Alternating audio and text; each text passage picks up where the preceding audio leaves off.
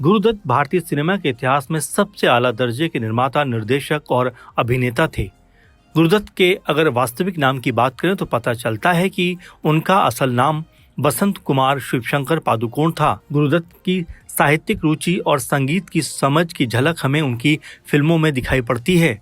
वो एक अच्छे नर्तक भी थे क्योंकि उन्होंने अपने फिल्मी जीवन का आगाज किया था प्रभात फिल्म्स में बतौर कोरियोग्राफर। यहाँ यह भी गौर करने वाली बात है कि अभिनय में कभी भी गुरुदत्त की बहुत ज्यादा रुचि नहीं रही, लेकिन इसके बावजूद उनके सरल, संवेदनशील और नैसर्गिक अभिनय का लोहा आज भी हर सिनेमा प्रेमी मानता है। अपने समय से आगे की फिल्में बनाने वाले गुरुदत्त ने फिल्म प्यासा के लिए दिलीप कुमार का चयन किया था, लेकिन उन्होंने किसी वजह से जब इनकार किया तो गुरुदत्त ने इसमें खुद अभिनय करने का फैसला किया। प्यासा में गुरुदत्त ने जिस तरह का अभिनय किया है उसे देखकर बड़े बड़े दिग्गज उनकी एक्टिंग के कायल हो गए। तो चलिए गुरुदत्त की जिंदगी के तमाम पहलुओं से आपको रूबरू कराते हैं। गुरुदत्त का शुरुआती जीवन। गुरुदत्त का जन्म 9 जुलाई 1925 को बेंगलोर में हुआ था। गुरुदत्त बचपन से ही बहुत नटखट और जिद्दी स्वभाव के थे। गुरुदत्त के पिता का नाम श्री शिव शंकर राव पादुकोण और माता का नाम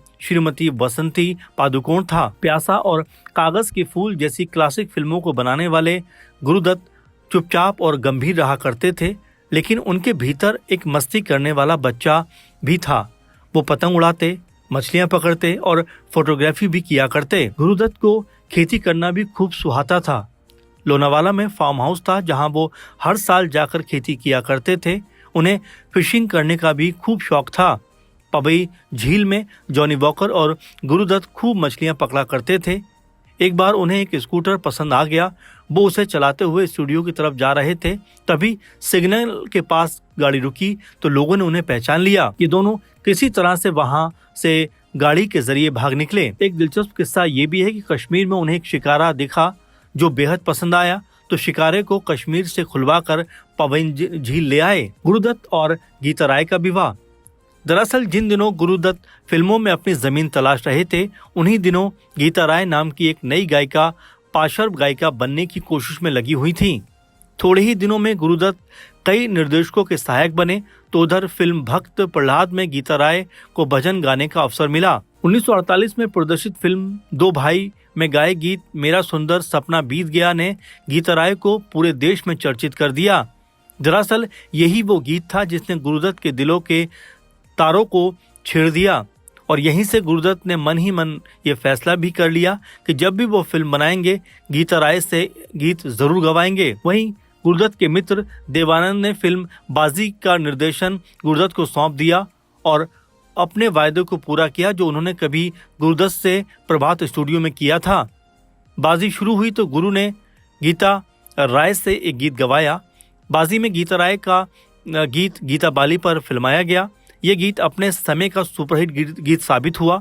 बाजी की शूटिंग के दौरान से ही गुरुदत्त और गीता राय एक दूसरे के निकट आए। जहां एक और गुरु गीता की आवाज के दीवाने हो गए, तो वहीं दूसरी ओर गीता भी गुरु के प्रभावशाली व्यक्तित्व की मुरीद हो गईं। दरअसल दोनों अंतर्मुखी प्रवृत्ति के थे, कम बोलने वाले, गंभीर, लेकिन आंखों ही आंखों में बहुत कुछ कह जाने वाले।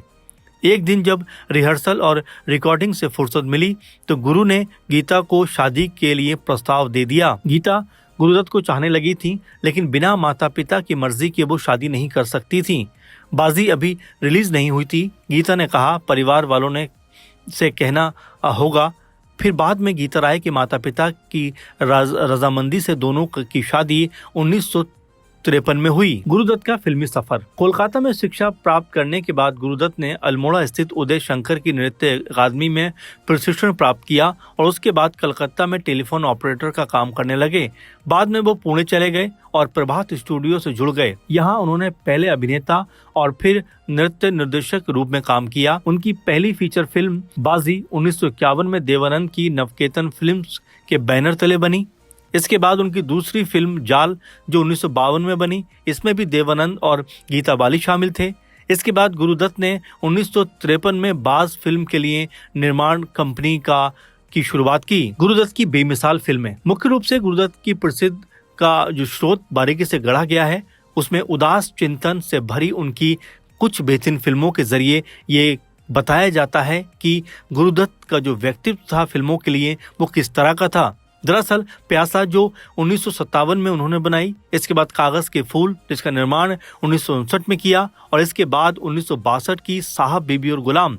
हालांकि साहब बीबी और गुलाम का श्रेय उनके सह पटकथा लेखक अबरार अलवी को दिया जाता है, लेकिन ये स्पष्ट रूप से कहा जाता है कि ये पूरी तरीके से गुरुदत्त की ही कृति थी। गुरुदत्त ने सीआईडी से वहीदा रहमान का फिल्म जगत से परिचय कराया।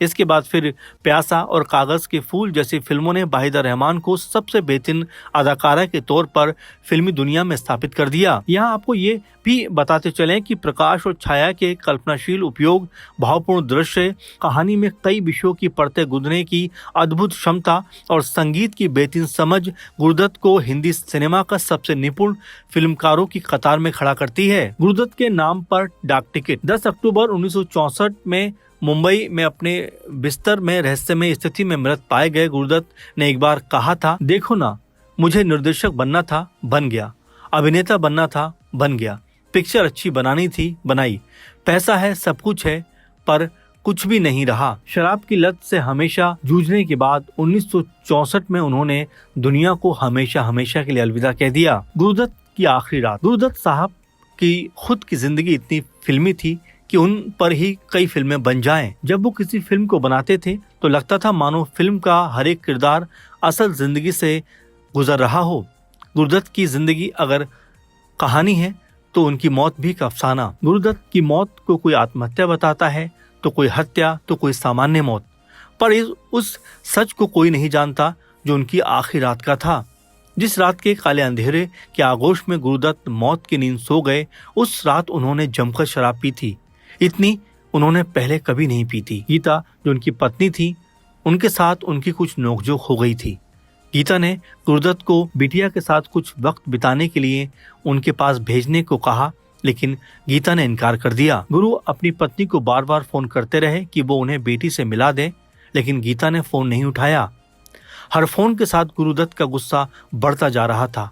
अंत में उन्होंने ये कहा कि बच्ची को भेज दो या फिर तुम मेरा मरा मुंह देखोगे। इसके बाद उन्होंने करीब 1 बजे खाना खाया और फिर ऐसे सोए कि दोबारा कभी नहीं उठे। उनकी मौत उनके कमरे में हुई। गुरुदत्त के बारे में ये भी कहा जाता है कि उन्होंने छोटी सी उम्र में बहुत कुछ हासिल कर लिया था, लेकिन रील और रियल लाइफ के बीच वो तालमेल बनाने में सफल नहीं हो पाए।